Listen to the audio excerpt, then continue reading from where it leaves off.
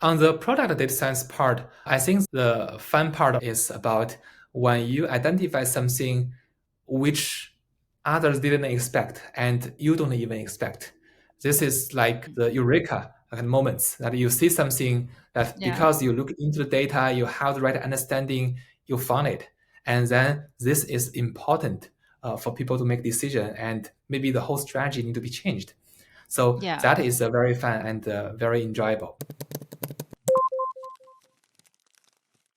Hello, everyone. Welcome to the Data Scientist Show. Today we have Pan Wu. Pan is a senior manager of data science at Meta. After finishing his PhD from Duke University, he started his career in machine learning engineering and applied science. Later, he focused more on product data science. Before Meta, he worked in TrueCar, Uber, and LinkedIn. Pan has a decade-long expertise in machine learning and data science. Today, we'll talk about why he moved from machine learning to product data science, project he worked on at Uber, LinkedIn, and Meta, how he compares the culture among those companies, and how he transitioned from IC to manager. If you like the show, subscribe to the channel, give me a 5-star review, and leave a comment. Welcome to the show, Pan. Thank you, Daliana, for the invitation. It's my pleasure to be here. So many data scientists want to transition into machine learning engineering roles. The title carries prestige in the current era of AI, and machine learning engineers typically have higher salaries. But you moved in the opposite direction from machine learning engineering to product data science, a role that some people believe to be a glorified rebranding of data analyst. So some people might find this transition a little bit counterintuitive. Can you tell us why you moved from machine learning engineering to product data science? Yeah, I think this is more about the MLE type of work versus data science of work, which is most of the difference. Because speaking about the role, different company they have definitions differently. Some of the data science in a company is doing machine learning work. So that's the Mhm. reason. Let's focus on the role first. So for the MLE type of the work, it is more about design algorithms and develop machine learning solutions to address specific problem. So that is what I consider as a machine learning engineering type of work. Well, on the data sciences part, it is more about how to help the company make better decisions using the power of data through either analytics, statistics, or like experimentation or machine learning. So that is sort of different type of work or focus difference. And by seeing like transition from the MLE type to the data science, it's more about the interest change in terms of previously my focus area is more about looking deep into the developing ML model. And later, my interest is more shift toward addressing the business problem and using different tools to solve the problems. So from Mhm. that perspective, I view this is more like a focus transition. Mm. And that's how my decision was made on that. Gotcha. And we'll dive into more on the project you worked on later. And some audience also perceive a product data science role as quote unquote less technical. What do you think about it? So if you could give some examples about the skill set you need as a machine learning engineer versus product data scientist or data science generalist, how Sure. do you compare those two? Yeah, so probably it's better to leverage some examples to shed light about Sure. what is the different type of work of MLE Hmm. or as a data scientist. Yeah. So MLE type, as I said, is more about develop a solution or ML solution to address the problem. Let's take one example about how my work in Uber looks like. At one Yeah. period of time, I work as the risk department of the Uber data science team. So over there, basically our role is to combat those fraudulent activities happening on the platform. And if you may remember, a few years ago, where Uber has a lot of incentive and promotion sending out, there is a set of people which we call fraudsters. They trying to use the loopholes to gamble the system to get the incentives out for their own benefits without benefiting the platform, without helping others. So that's sort of the problem we're trying to address. And as MLE, one of the project is how to develop a machine learning model to detect if the activity is happening. And one type of this sort of incentive fraud is that there is a collusion happening, meaning that there is a fake rider trying to call for a fake driver. And then if they match, they get the incentive and also the promotion. And our machine learning solution is how to predicting that happening. So we look at different behaviors of the user and the driver and how they pair up. We develop features and then like developing the models to deploy that into the dispatch system. And then that problem is tackled. So that is the typical work of how machine learning type of work looks like. The other more on the data science part of work is more about how do we use data to make the right decision. I'll take one example of the work. It was first work I joined the industry. So in this part, it is about the search engine optimization or search engine marketing, meaning that you want to make a bidding on Google search so that Google will, wherever there is a search happening about this product, then your company's sites surface up the most. So this is my first company. And then by looking at the data about what keywords we were using to get the people click, then we identify there's a set of keywords which is very underutilized. It has the best performance in terms of the conversion rates, but we only have a few of those. So through that study, kind of a data science study or exploration, you can easily identify some gold mines to uncover, and that will drive business value. So that's sort of a type of work of the data science work. So I think that Gotcha. partly answered the question about MLE type and Yeah. So my title has always been data scientist, and there are different teams in Amazon where my role is more like a machine learning engineer. We build solutions for our customers and put in production. There are other teams where we don't have to use machine learning. So maybe you can give us a example of the product data scientists on your team in general in Meta.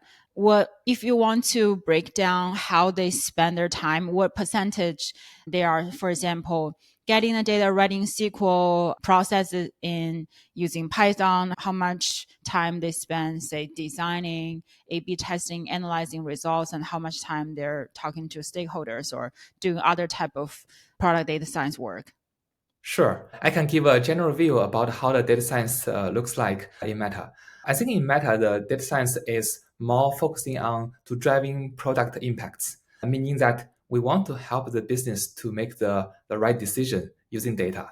And Mm, that can be done through experimentation. Definitely. One important part is experimentation. We want to understand whether a launch is making sense and whether it brings the value than harm, right? So that is a very important aspects. The other part is we need to understand in terms of the behavior and to help to optimize the products. That kind of user study or like in terms of behavior study is very important for us and understand whether the system is working as expected. And if not, then we need to address that. And along the way, there are different skills which is needed. Like what I described, experimentation is one important part. SQL mm, skill, because with SQL, then you can get the data and you can analyze things. right. Python, because Python, you can do more granular analysis Mm, and you may build some very simple models to understand yeah. whether the behavior makes sense or not. And also there are other data scientists who is solving a problem very technical. Hence, they Mm, need to have a better understanding on the machine learning itself. Then they do need to have the machine learning experience. So I think it's a very diversified experience sets happening across the science community. And regarding the skills specifically needed, it is usually by role, kind of by the role or the team you are in. For mm, example, I'll give one example. Like for my specific team, we are in the ads ranking team. So we are a set of data scientists inside the ads ranking and AI team, helping to advance the machine learning algorithms of the ads performance ads system. mm, So from that perspective, have an understanding about the machine learning is more like the product we look at, because in general we look at those models and we try to understand whether those models perform well or not, and also what is the right direction we can help to move the model in a better shape. there Mm. are a lot of state-of-the-art developments of the team in like the engineering team pushing those like boundaries about the advancedness of the modeling technology. And on our side, we can use our expertise of the analytics expertise plus our understanding on the machine learning to help advance those together. So that's sort of one specific example for my team where machine learning is sort of more needed in terms of to make the impacts happening. Gotcha. So, for example, machine learning engineers build a model, and then you will look at the metrics and how the model performs, maybe both online and offline metrics, or do you only focusing on online metrics you collect through A/B testing? Do you also look at their model evaluation metrics using offline data or other historical data? I think it's about understanding what is the right opportunity we should be investing in. So because when we talk Mm, about machine learning, there we in general thinking about machine learning as a single kind of a single solution. But if you dive into there are a lot of different machine learning technologies. Each of mm, those has their pros and have their cons, and each machine learning approaches may consume more resources or generate better performance. What is yeah. right balance? A lot of the decisions about and understanding what is right technology we might want to be putting into the system has a lot of data around. And from that part, we can help the team to better prioritize and understand the right way to move. I think for a good machine learning engineer, you're also solving a business problem. So why don't the machine learning engineers also look at those metrics, understand the business? Isn't that more productive for them to also do more investigation on the downstream impact of the model, especially I'm not thinking at Meta. If I work for a medium sized or a smaller size company, I'm a machine learning engineer. How do you approach this? Should I say ask my manager to hire someone to help me, or should I dedicate some workflow to investigate this? Yeah, this is actually something I have been seeing and also I have been constantly thinking about in terms of what's the reason we don't have everyone like taking the kind of Venn diagram role, like where you need to have machine learning understanding, you need to do the analysis, and also you need to understand the Hmm. business. If you remember, probably 10 years ago, that was when I started getting into the industry. There is a very popular Venn diagram about this one, saying that in the center is where we want the data scientist to be. So the data scientists need to know the right machine learning algorithms. They need to know what is the business problem to solve. They need to have the analysis and the statistical skills to make that happen, right? But based on my understanding, like this Venn diagram view mostly happens, or the data scientist in the center is mostly needed for like a small company. Like basically, there is only one person in the shop. So to get started, you do need to know everything. And that is sort of the size of the company, which makes the requirement different. But it's usually very hard to hire candidates or talents with all these three skills.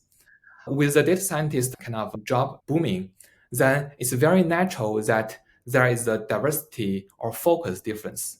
For example, for like people who has more stronger machine learning experience, but less on the business understanding and stats part, and they have more system understanding to get things implemented and deployed, that gradually becomes more like a job function for machine learning engineering in a big company because there is a very strong need and a lot of people need to be in that role. On the other side, for those which has strong business understanding, good stats, and some understanding on the machine learning, or the machine learning may not be deployable for production, but they know the machine learning concepts and build ad hoc models. Well, that is also a big needs on those buckets. So in yeah. my opinion, that part becomes more popular as now in terms of the data scientist role as what you described. So that's in general my view about how the sort of the ideal role of a data scientist in the center, you know Mm, everything.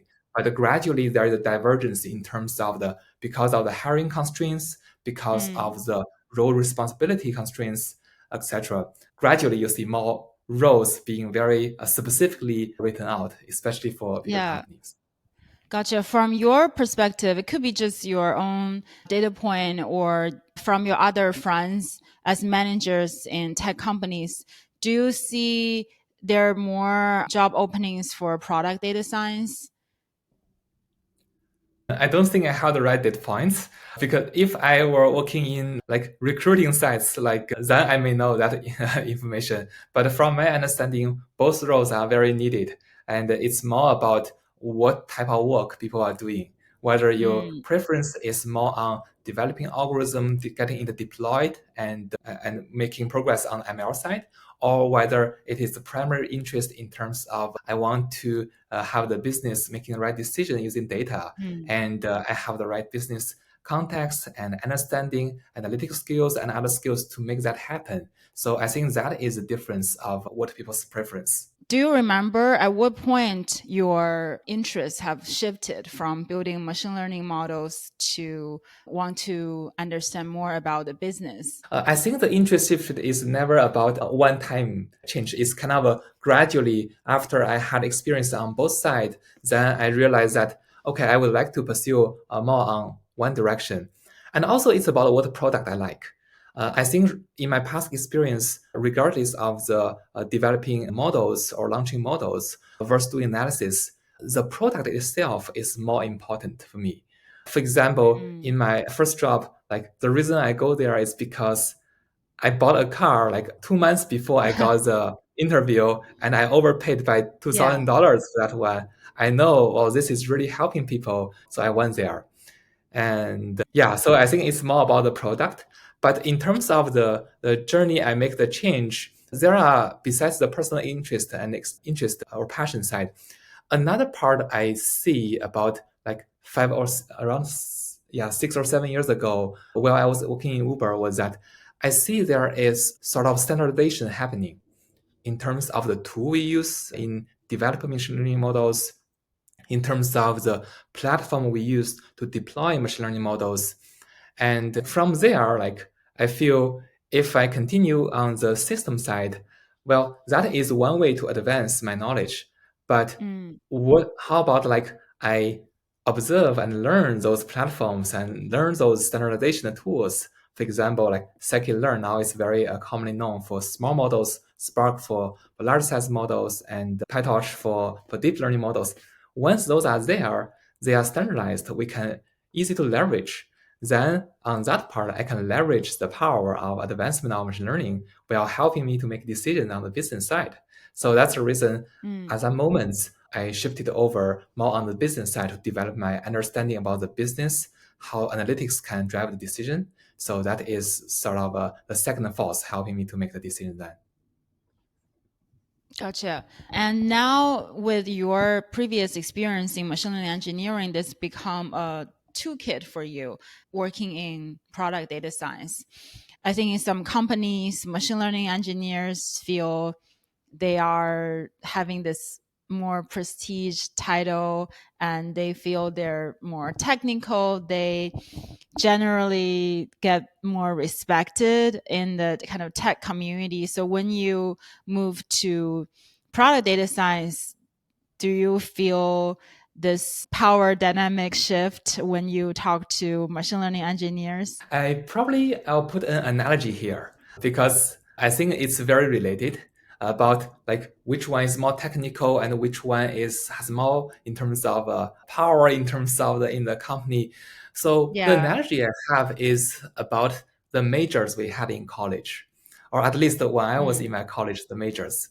There is sort of a statement that mathematics department feel that they are superior than physics department, and the physics department feel that they are more superior than chemistry department, and the chemistry feel that they are more superior than biology. But that is not true. Mm. It's more like which one is more like upstream than the other in terms Yeah. of the major purpose, right? You Mm. mathematical departments they have a lot of understanding on math, and some of the math is critical for the physics department to learn their foundations.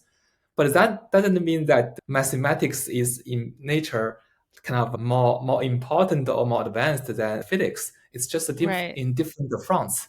So I would not agree with the arguments that machine learning engineering is in terms of more prestigious. I think this Yeah. is a different role in terms of the different work we're usually working on. And while I was working on machine learning or analytics, personally, I don't feel the difference. Uh, I'm feeling that I'm trying to create value for the Hmm. company. If Yeah. it is more on the building the model side, great, we'll do that. If it is more about diving into the data to understand what's the direction we should go, Mm. then great, we will put on the sort of the data science hat. I think that's a Yeah. combination. Yeah. Yeah, I think a lot of people feel this unspoken hierarchy in the tech world. It seems like the more technical you get, the more respect you get. But at the end of the day, people work in product adjacent roles or marketing sales. They all bring a lot of value to the company. And on the other note, I think people have this thought also because machine learning engineers typically get paid higher than data science generalists. In some of the companies, they get paid more than software engineers. So, from your perspective, do you feel you got a pay cut moving to product data science? In terms of the different payments, I think this is usually related to what is the demand and the supply, right? So wherever there is a pay difference, there would be some higher demand than like the supply, right? So with the sort of machine learning booming in the past decades, then there is a Mm, strong needs coming. And in my opinion, that is coming both on the need to developing machine learning solutions as well as the one who can use them to help make the decision. So I think there may be some of the difference, but I don't think the difference should make people feel that their career choice should be fully based on that. I think mm, it's more about whether you are working on things which you are passionate about.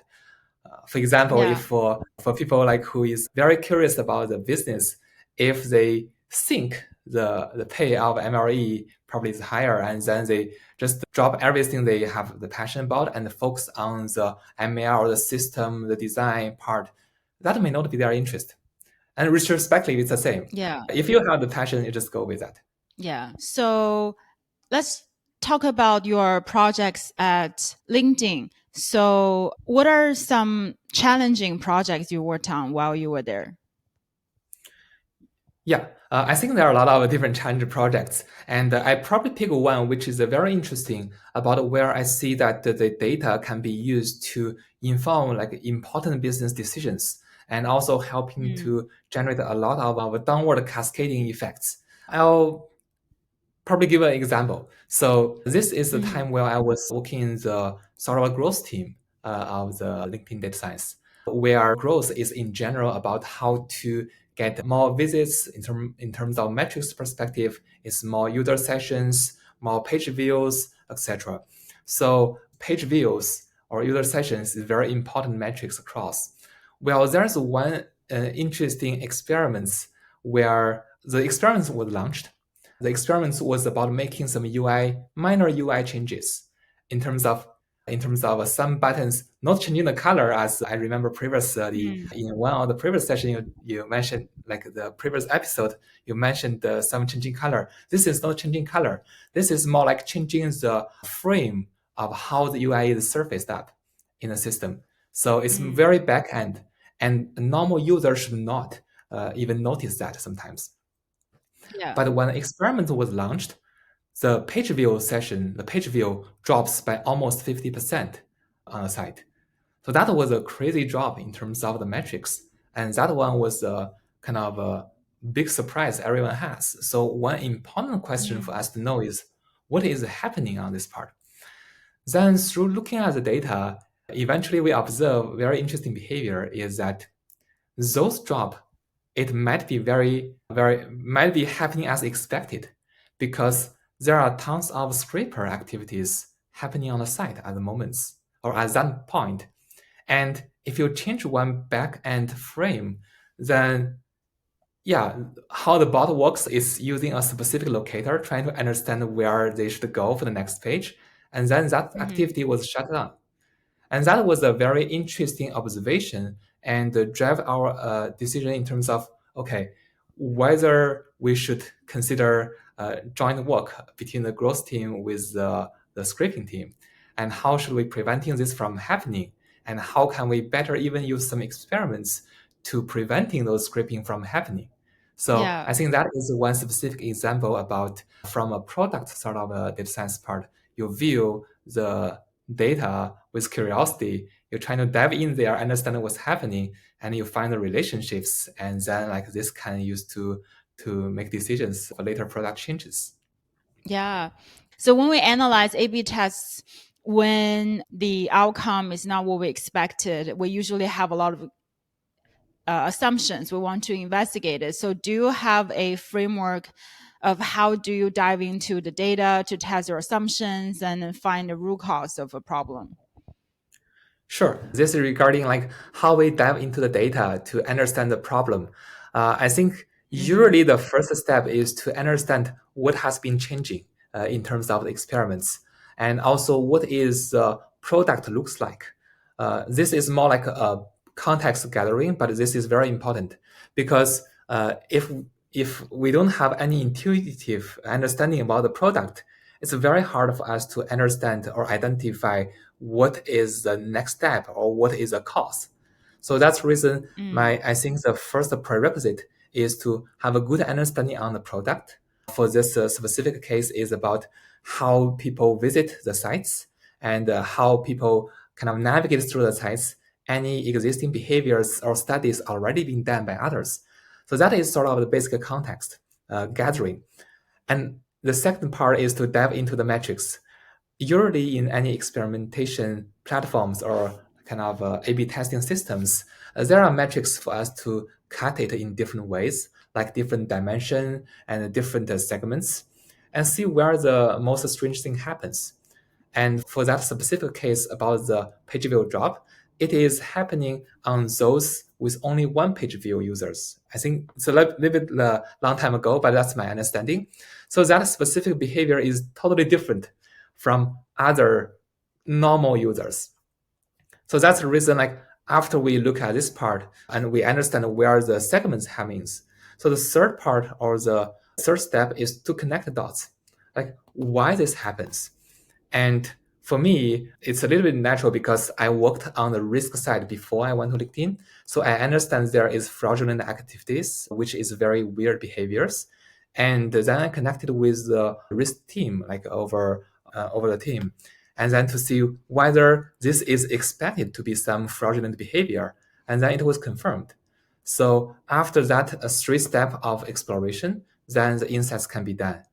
So basically, to recap, first one, you need to have a basic idea about how things work, about the product. Second, you want to dive into different dimensions where your intuition or whether any hypothesis-driven exploration would need it. The third one is to confirm with either other product team or confirm from through some experimentation to see whether this can happen again. So that is more like three steps I would in general recommend. Yeah. Previously, you also mentioned while you were at LinkedIn, you built a tool for other data scientists. Can you share more about that project?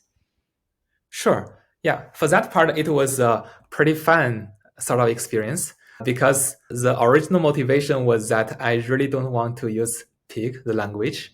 And then like gradually I find that the only way for me to not using Pig is to develop an approach or framework that others can also use. Then in that case, we all don't need to use Pig. So basically what I did over LinkedIn was that I developed a Scala Spark metrics foundation system for the data science team to use Mm. so that when they building the metrics or ETLs to power either production metrics or like ad hoc analysis metrics, they will just use Spark and Scala language, and things are well modularized. And this can avoid logical inconsistency and making the speed calculation faster. So that is sort of Yeah. what I did over there. And now, as you see, like if I saying that the origination of that part, you may feel like a little bit remote from that because Pig is a language. Uh, a Pig the language started getting popular in 10 years ago. So that was the first Mm. or a first set of Hadoop languages. which was introduced in the industry. And there are some Yeah. companies continue using that. LinkedIn was one of those. So that's the reason Okay. when I joined LinkedIn in 2017, there are still a lot of data pipelines developing through Pig. Well, at that moment, the industry trend is shifting into Spark and Scala, or other languages like Hive, Presto, and Spark. Mm. And personally, I feel the pain. I don't want to use Pig from that part.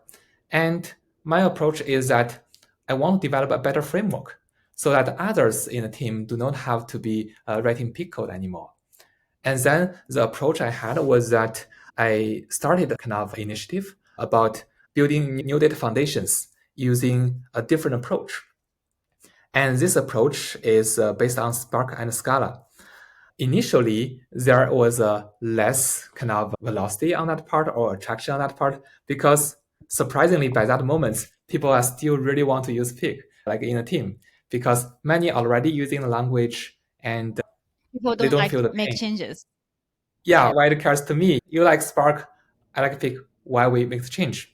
So then, like through the way I identify there is a key problem, which is logic inconsistency, meaning that for Pig or other scripting languages, if you write code like in a logic, let's say how I define this is active user, Mm. and let's say this logic was developed by your team and my team trying to use that, I just copy your code over there, right? Copy your code into my code base, I get this calculation. But let's say after 1 year, your team changed the definition of what is active user. Then on my team, I'm not aware of that part. So the Mm. logic inconsistency start to happen. And Yeah. that is kind of observed problem and challenge at the moment. So then my solution is to using Scala and Spark by basically, it's more like software engineering design. You design the module Mm. and then you have your component of logic being defined by your team and owned by your team. And on my side, I'm just calling that function. And that function performs the action of defining what is the active user. And in that Mm. case, everything is more consistent. So that is sort of the Yeah. framework which was developed.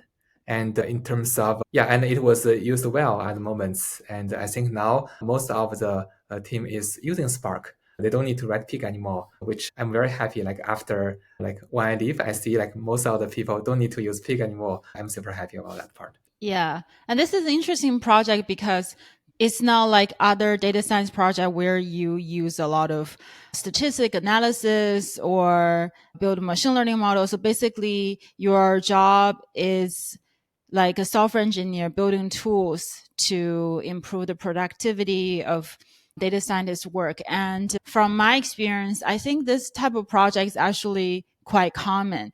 Usually nobody assigned this type of project to you. You identify a pain point and you take initiative, get your team's managers permission on the time you can spend on the, and then build a tool. And then maybe you also need to evangelize this tool a little bit to sell it to a broader team, drive adoption.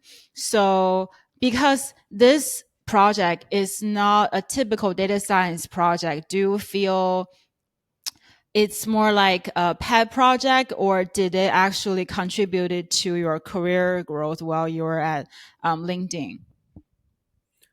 That's a very good question. I think especially when you're talking about whether it touch on the career growth part, I think that's a very good question. It started as a pet project, I have to say, because at the beginning, like people are okay with using the existing solutions. What's the reason we have a new one, and what's Mm. the benefits, right? So definitely it started as a pet projects, but when it's getting bigger, then gradually people see the benefits from there on the speed, on the inconsistency, solution, etc. So then there is more in terms of momentum on this Mm. initiative. Then it's getting more like mainstream projects. So that's kind of how the pet projects can change into the one of the important projects. And on the career growth part, in my opinion, the career growth is not in terms of only advancing on a specific skill sets. For example, it's not only like advancing on the analysis part. This Yeah. is where I see my skill sets growth in terms of how to initiate more like horizontal collaboration or horizontal Mm. projects. Because when I was working on this part, I engaged with many people in the data org, like Yeah. the infra org, the Spark org, and the Metrics Foundation team org. Then I understand their concerns and their view about how the solution is and iterate on improving. So that is a unique skill set I develop. The other one is along the process because it touches so many different analytics teams. While we are trying to drive adoption, you need to consider different use cases. So over there, it helped me to broaden the view about how the metric system is developed across different teams and why they need it in this way, and how a customized solution could be helping them better. So I think through the experience or through driving the initiative, there is a lot of skills being kind of improved or even level up, like while I was working on that part. So that's the reason from a career growth perspective, I do see that has pretty big impacts on helping me to grow my career. Yeah, I don't think this project was planned on your career path, but you identified this opportunity and you dive into it. And I think from your manager's perspective, they saw your passion and also you demonstrated a lot of leadership skills. So I'm curious, you mentioned later on the project got more momentum. Was it like a organic growth or did you have some growth hacks for your own project? I think the growth hacks or tricks, there are several ones. One is that you want to advocate for your projects actively. For example, for that project, first I get my liaison managers alignments and also eventually getting the analytics leads alignments in terms of this is one important work we should be working on because of the challenges we're facing, like the metrics inconsistency problem. So Mm, getting alignments is definitely very important. And how to get there is kind of a combination of the data points and also art. By saying data point, meaning that we need to leverage the objective data showing why the speed is faster, why the design is better, and why the design mm, is aligned with all the other data leads or data tech leads. And by saying using art is that you want to surface that so these understand the importance. So that is a yeah. very important tip to get the momentum. Yeah. Yeah. So Yeah. basically, you collected some baseline metrics and how your solution improved upon. And then you also have your manager alignment. And then did you go out to your other partner analytics team to give them demo schedule meetings? So what was the launch like? Yeah. So regarding the launch, there is a lot of meetings happening at the moment. In terms of, on Mm, one side, I need to collect sort of feedback from a different team. The other one is that we want to make sure the launch is or like the adoption is organic happening. We don't want this to be like more like a push. So there is a lot of support we have with other analytics teams. We have the kind of mm, presentation within each of their group meeting, and we help them to develop in terms of the set up the basic framework. And then we recorded the training sessions in terms of how to getting on board with the new platform or the new approach. And then eventually people at the beginning, like, yes, no one knows what it is. But then once you identify a few champions in each of the team, then when they see the benefits, they will champion for the new approach. yeah. So I think the adoption is a very interesting way to, or it's kind of a team's efforts to pushing things through and getting adoption. Yeah. Yeah, sounds like a very interesting experience. I'm curious when you faced pushback from other team when they have some hesitation, what's your pitch to them or what's your strategy after the meeting? Yeah, there were some pushbacks. And for example, I think out of about 10 different teams, initially the early adopter maybe like three or four. But we have this mostly organic happens. And once we have a few champions in the team or other teams who show a success behavior or success in terms of the a success story about the use or adoption, then they are going to share the success.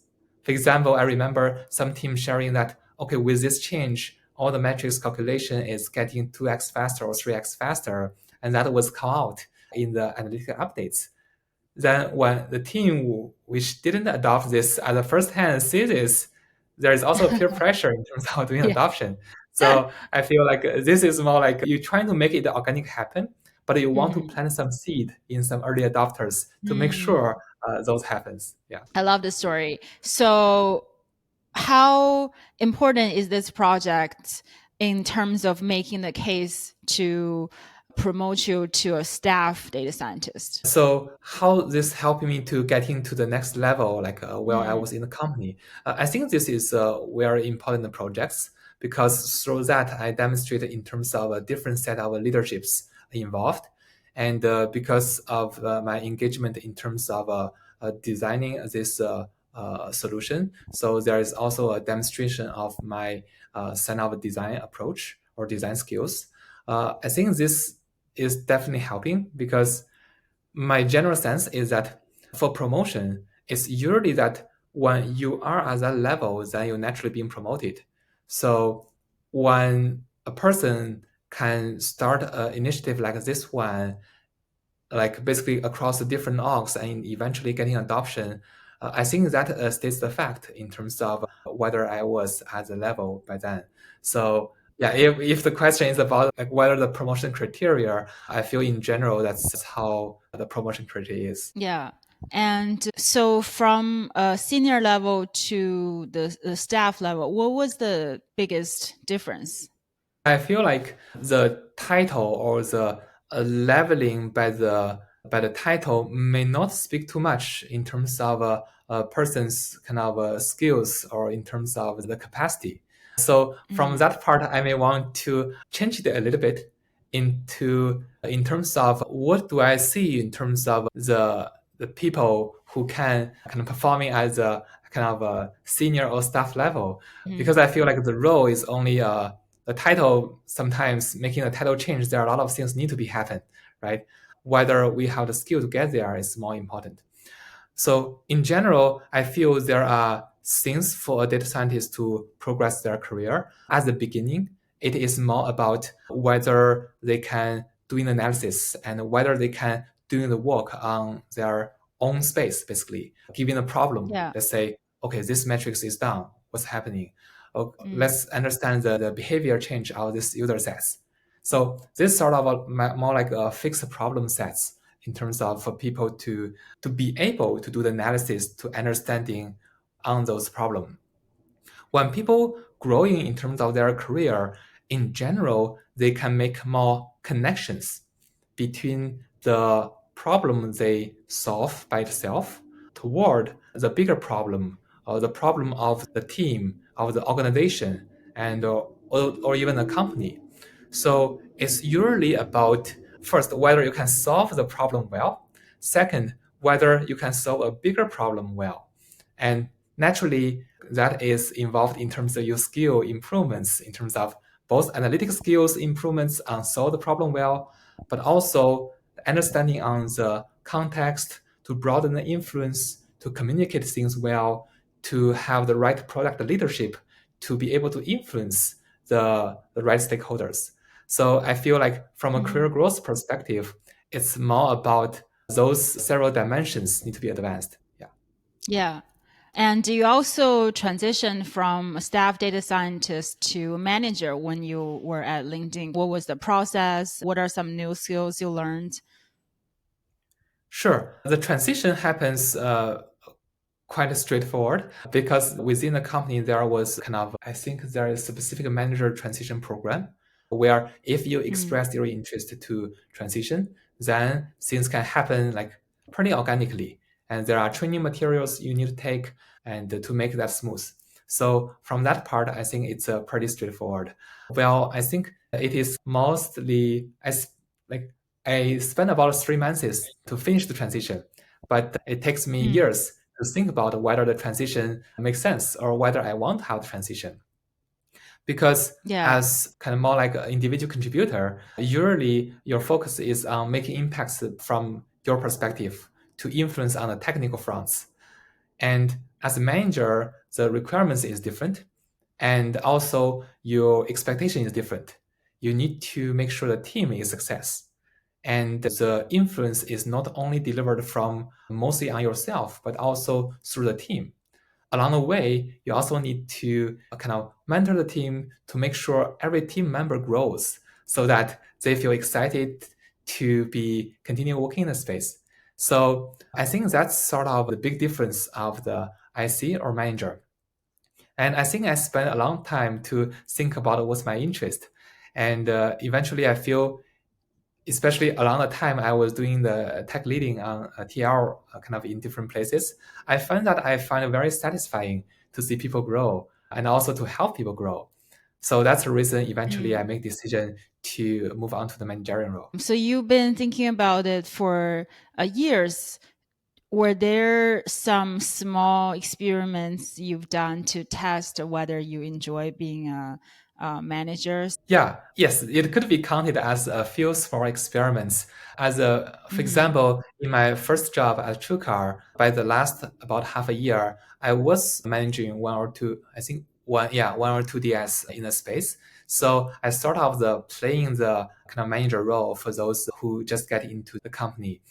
And also, like in LinkedIn, the first 1 or 2 years, I was also kind of mentoring newcomers, like new team members, being a mentor and working with her in terms of how to grow. So, in terms of small mm. experiments, yeah, there were three sort of small experiments like that. And also, I think summer interns is a good venue for people to experience that transitions. And yeah, that is definitely very helpful for me to understand what is my strengths and what I like. And that helps me with the final transition. Yeah. So now you have worked across so many tech companies, TrueCar, Uber, LinkedIn, Meta. How do you compare your experiences across those companies? Yeah, so my experience in all the companies was that I feel they all provided me a different perspective in terms of for me to learn how the company works and how their culture is being different. So in general, my experience that I learned a lot from all of those companies. And then the second question is about the culture part. Each company has their unique culture. I can share a bit and with some more details. For TrueCar, the company's culture was transparency because that's naturally tied with their product in terms of they want to bring the pricing transparency to the car buying industry. So I see quite a few of the transparency behaviors in the company, and that was my first job. I was very amazed by how tech company bring the transparency comparing with not more traditional, but it's more like from my past experience. I never expect people have open seating. That was my first impression on transparency. And also they have the all hands, right? I think all the tech company has all hands, but that was my first job. So I was pretty amazed by Mm, the culture of having all hands to share information with sort of all the employees. That was my first impression and the first culture. The second part in Uber, I think there are different sort of value propositions like Uber for employees. One of them I feel like very resonating is keep hustling. Uh, that was the culture. Hustle is more like basically you're trying to be like rush in a way. So hustle, mm. the word itself has a It's like a sense negative, of urgency. yeah, the sense of urgency, the sense of action, you need to move fast. So the Mm, word itself is a little bit negative, but back then when used for the company culture, it basically kind of suggests a sense of urgency and action fast. So that was very mm, resonating. And in my first few works with colleagues, yes, there were war rooms and we were like, fighting mode. But well, at least when I think back, I think that's very rewarding.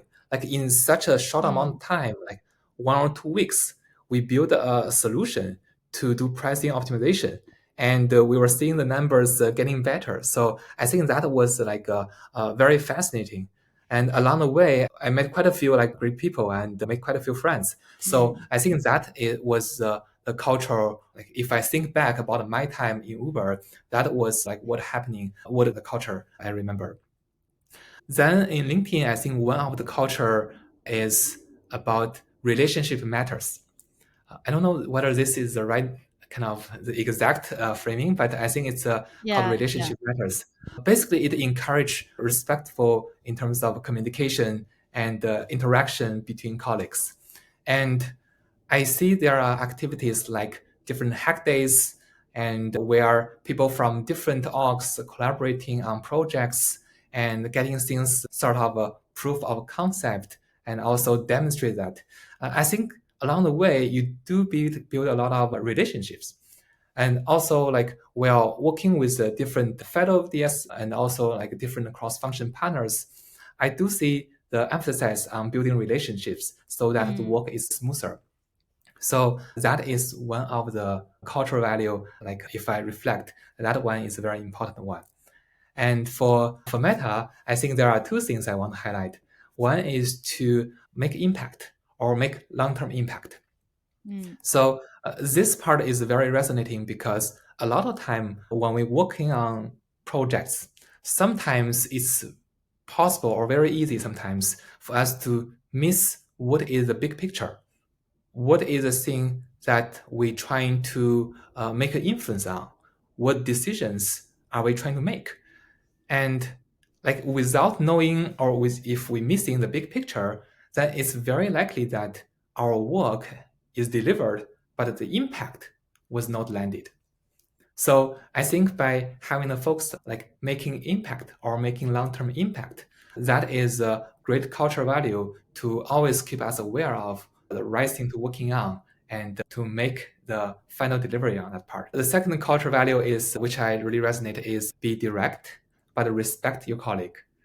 So be direct and respect your colleague. That is sort of the one cultural value. I think that is very important because a lot of time when we talk, there are things, there are times when conflict happens. It's not that it's not personal, but it's maybe about the way we think about the problem is different. That's most of the case. And if we're being direct to sharing our thoughts about why we view the problem in this way transparently, then that is very easy way to solve the discrepancy and helping to drive clear alignments.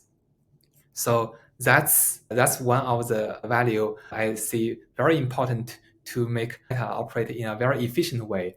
Wherever discrepancy happens, people sitting in the room together, we respect each other, but we share our thoughts about why we think it is in this way. Usually there is some commonality or some context difference we had, and then we get things resolved. So that is a very important value. Yeah. So you have been in industry for 10 years. If you want to compare the skill set needed for a data science role 5 years ago versus today, what would be the difference? For example, it could be from a tech stack perspective, tools you use, or modeling, statistical analysis skills perspective. I think if we reflect like several years ago versus now, I think there is a clear change on the industry in terms of there is more maturity in terms of tool. So for example, I started in the like 2013. Spark does not have their 1.0 version, but now like it's a 3.x versions and it's mature. Yeah. The company is valued like billions, I think hundreds of billions of dollars. So there is a convergence in terms of the tools. So my recommendations on the technical side is that understand those tools well. A few tools which is important, like from machine learning perspective, there is a common libraries like PyTorch for deep learning and Spark for big data handling, and also Pandas for more like kind of on your laptop, you can play around with the algorithms.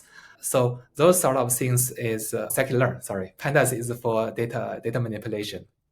So those are like tech tools, and also SQL for analysis purpose. I think SQL is a great language existing for decades, but it's still very useful. And I think that one is very important for people to know if you want to get into the data science industry. So that is on the tool side. Like 5 years ago, or 10 years ago, you may still need to getting hand down to writing your machine learning library or like machine learning solution. Now, most of the time, you just need to call the right function, understand what is the right algorithm to use, and apply those. So I think having a broader understanding of the system is more important.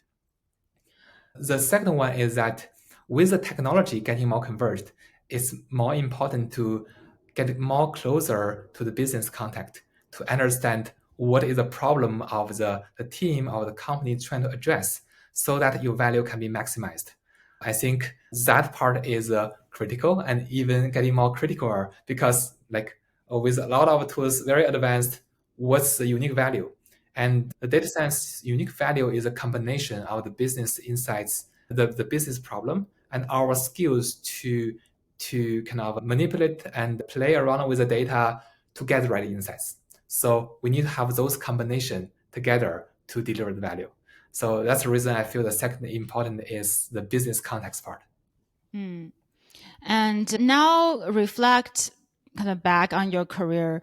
Do you remember what was the thing you enjoyed the most working as a machine learning engineer, and what was the biggest frustration there? And compared to, general data scientist or product data science, what is again the fun part and then the frustration? Okay. So on the MLE type of work, the fun part is that yes, I got this algorithm working in the system. It solved the problem. That is definitely the funnest part. And for some specific, for one of the example was that if none of the existing ML solutions work on the system, but the one you developed works, then that is most kind of happiest time or funnest time as our MLE. And in terms Yeah. of the biggest frustration, well, on the other side is that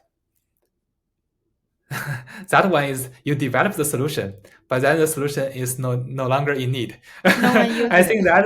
that Oh. could be a biggest frustration. Personally, I haven't gone through that, but I do see people around having Mm. that situation. And yeah, Yeah. that is the biggest frustration I see for MLE type of work. Yeah. Gotcha. So for the What about DS for type of work, yourself? for myself, don't remember there is a big frustration in terms of developing the Mm. algorithms. Maybe a period of time of frustration was that like the algorithms is developed. It was tested to be work, but in reality, there is some problem. And that was usually because the training data is different from the data which is in reality. But Mm. eventually those things will be handled. So I think that maybe counted as one frustration. Oh, I got the one. The frustration. One frustration is about like you develop the system, you thought it is deployed, but Mm. because of the compatibility, you need to rewrite the code or you need to making it compatible with what it is serving. So Yeah. that part you can count it as frustration because that's not something Hmm. definitely not something we enjoy, but we need to do that to make it happen. Yeah. Yeah. Gotcha. Yeah. What about the product data science part? Yeah, on the product data science part, I think the fun part is about when you identify something which others didn't expect and you don't even expect. This is like the eureka moments that you see something that Yeah. because you look into the data, you have the right understanding, you found it. And then this is important for people to make decision and maybe the whole strategy need to be changed. So Yeah. that is very fun and very enjoyable. In terms of the frustration on the other side, is more like if you do a lot of work, but eventually the understanding is not aligned with the business needs and it's not making the impacts. So that's the reason like my comments in terms of the making impacts is very important. We need Mm. always to keeping that in terms of in mind so that that Yeah. frustration is not happening. And sometimes this is less about the work or you didn't get the context. It's possible that the business change in terms of focus. Mm. So there were situations where we did a lot of experimentation, understanding. Suddenly, the business changed. One example was that when we working in Uber, we were like trying to experiment and optimize the promotion spending like in China markets. But Mm. suddenly Uber China and Didi merged. There's no need. Like continue doing experimentation or the understanding may not be needed at that moment. Mm. So that is definitely causing some of the frustration by that moment. So now with a lot of new papers and new tools coming out every day, especially with large language models, how do you learn new skills and how do you prioritize what skills you should learn? I think the way I learn new skills is in general through reading, kind of reading either the blogs or books or the Mm. online learning courses. And for me, this is pretty diverse, the sort of the channel I leverage. For example, in general, Coursera and LinkedIn Learning, I think those are great resources where most of our contents are Yeah. free. And I have tons of certificate from both of the platform. And also tech blogs. Now, like many of the companies, they have teams sharing their kind of solutions and their unique problems and how they tackle that. So that is a great learning. And I, in general, find reading those tech blogs very enjoyable. Mm. Sometimes, if you have very interest on the kind of specific technology, there was one time I have interest. I look for the published paper, but in general, I find the kind of unless this is very interesting to you, usually like reading paper, it takes much longer time to absorb the Yeah. knowledge than reading other like Mm. through other channels like learning courses or reading blog. So that's kind of in general Yeah. how I learn in terms of different new things. In terms of how to prioritize those, from my perspective, I prioritize it on one side, it's about whether there is some relationship to what I'm working on. Because if there is a proximity of what my team is working or what my org is working on, then learning those new knowledges can help me in terms of guide the team making better decisions. So that is one important prioritization. The other one is just my general interest because personally, like in my past like career, I did feel like machine learning, and also my and also I in general finding reading those kind of new technologies very interesting. We learn something new, and that learning or the happiness coming from learning is very hard to be replaced by other things. So that's how I prioritize. One is by the proximity to my Mm. work. The other one is just general interest. Yeah. So, what are some mistakes you have made in your career? Yeah, there is. Yeah, I can share one of the like mistakes or like one of the Mm. things or lessons I learned one time. That was the first time I joined Uber, because before I joined Uber, my first company is in a size of 200 people, 300 people scale. So usually by that moment, the context gathering is kind of is not that critical, or it's not that time consuming. So I usually get the context fast, and then once you align with a few folks, then you know the problem solved.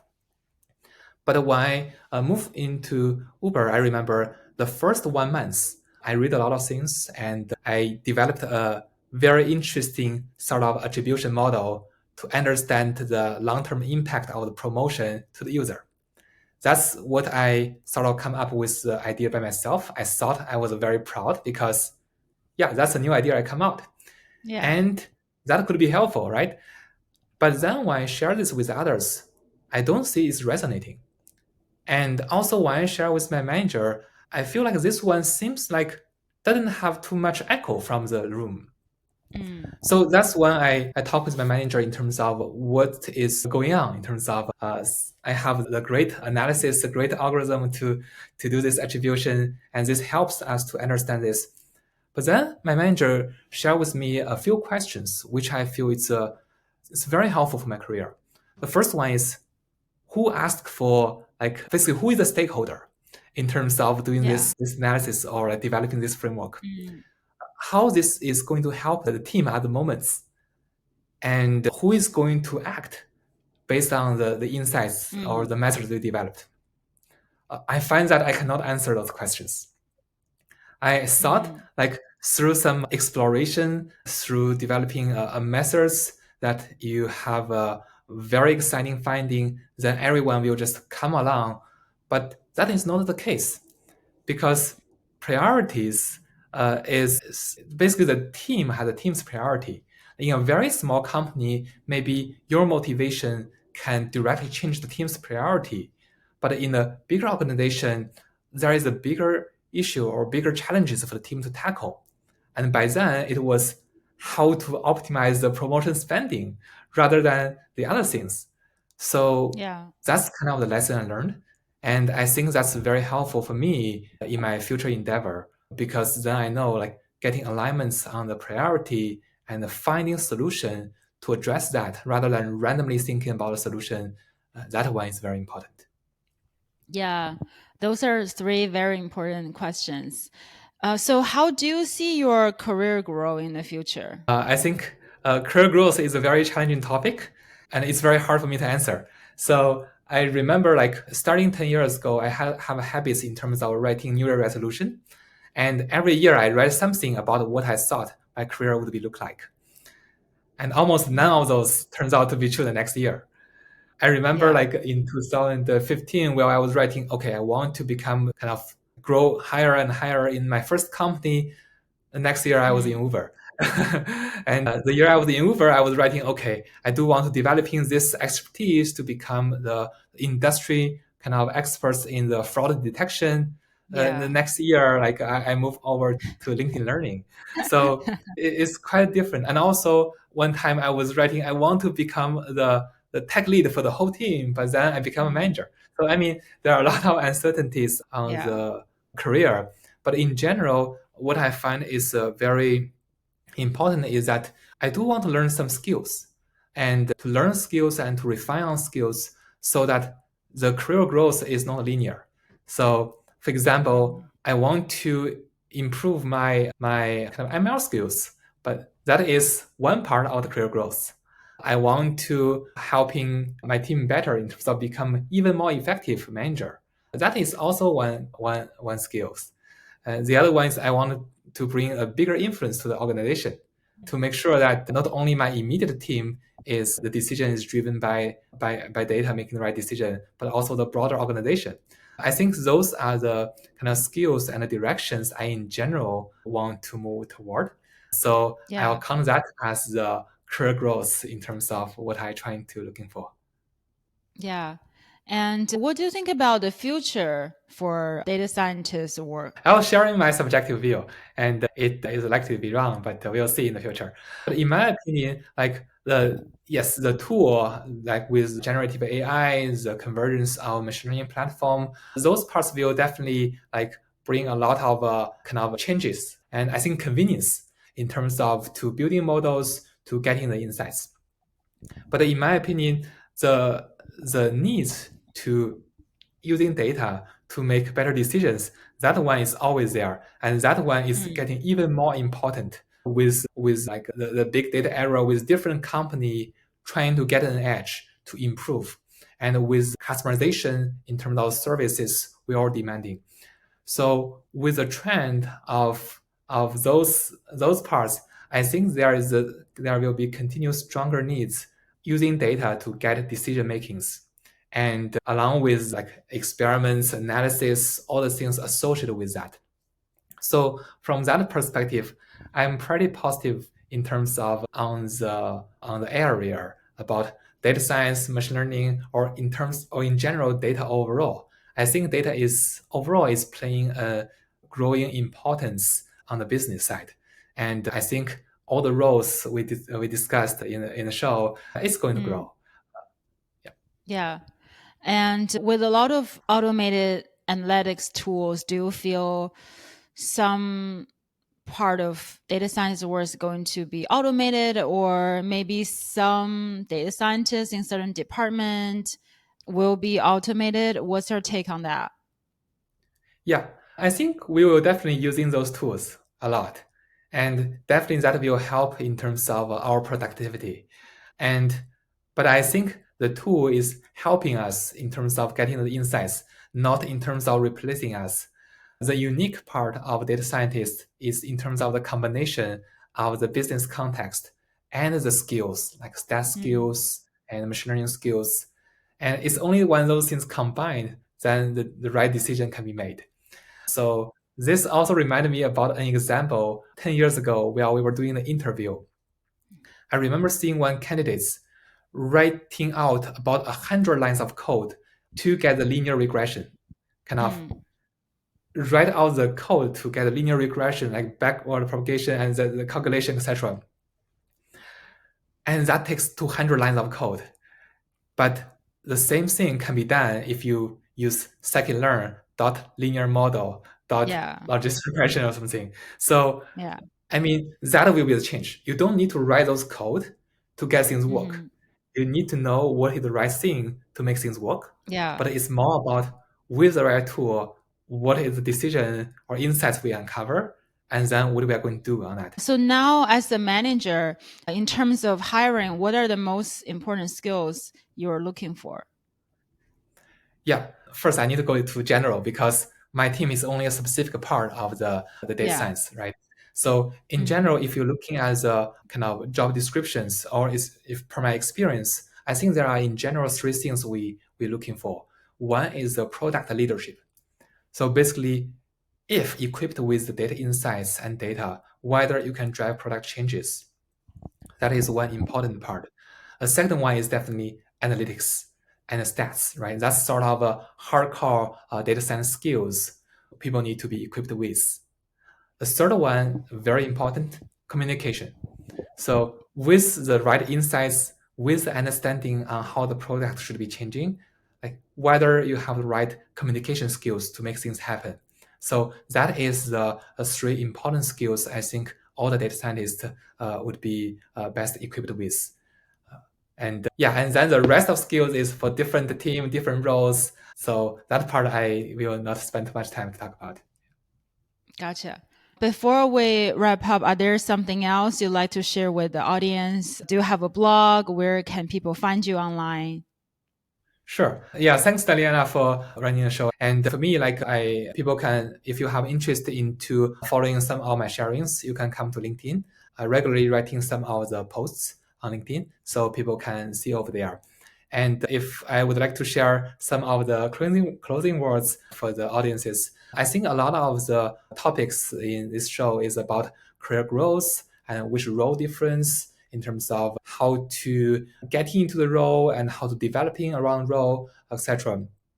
I think it's very important for us to keep in mind in terms of there are two things in general. I think it's very helping to everyone in terms of a career. The first one is genuine passion and interest, because only when you're working on things or areas that you feel passionate about and you have interest about, then you will not feel regret thinking back that you are taking this journey. The second part is keep on learning. I think a lot of the industry or a lot of things would change 5 years from now.